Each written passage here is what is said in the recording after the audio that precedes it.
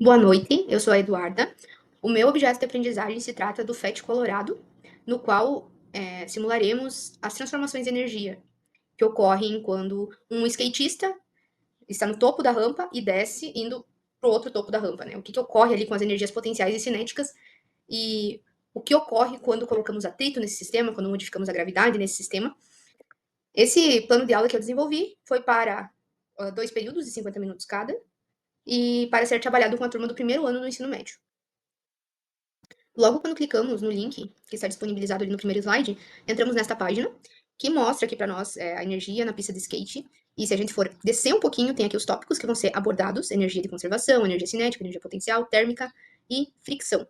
E aí tem alguns exemplos aqui, né, do que pode ser desenvolvido nessa aula. Ao clicarmos no link, nós vamos ser direcionados aqui para essa página, e a ideia é trabalharmos inicialmente com essa atividade na qual os alunos podem, no primeiro momento, ficarem um pouco mais livres ali para mexer e verem que dá para colocar vários personagens ali, né? Um gatinho, um cachorrinho, e dá para colocar eles na pista de skate.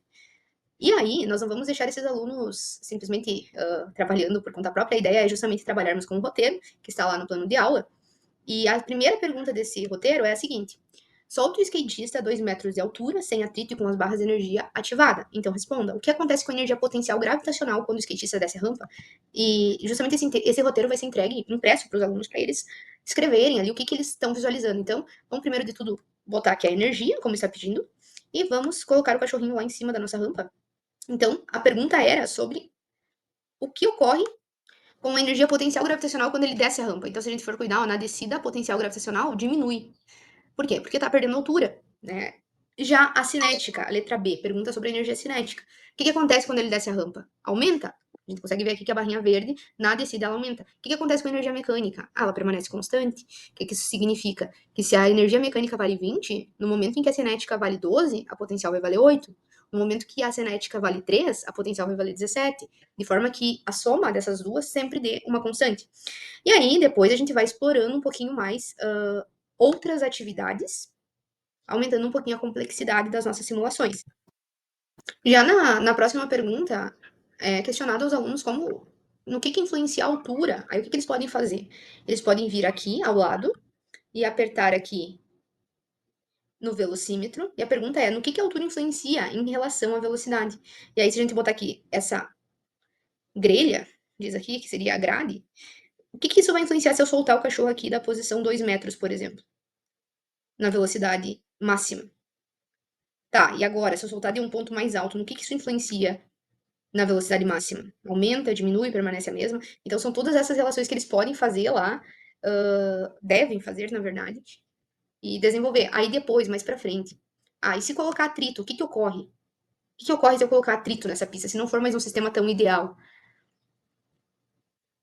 O que ocorre se eu resolver botar a gravidade lá embaixo, se eu diminuir a velocidade, a gravidade? Ó, o cachorrinho foi-se embora, né? Se a gente for observar ali, ele foi embora e nem apareceu mais. Né? A gente nem enxerga mais onde é que tá o cachorro. Então aqui estourou os gráficos, né?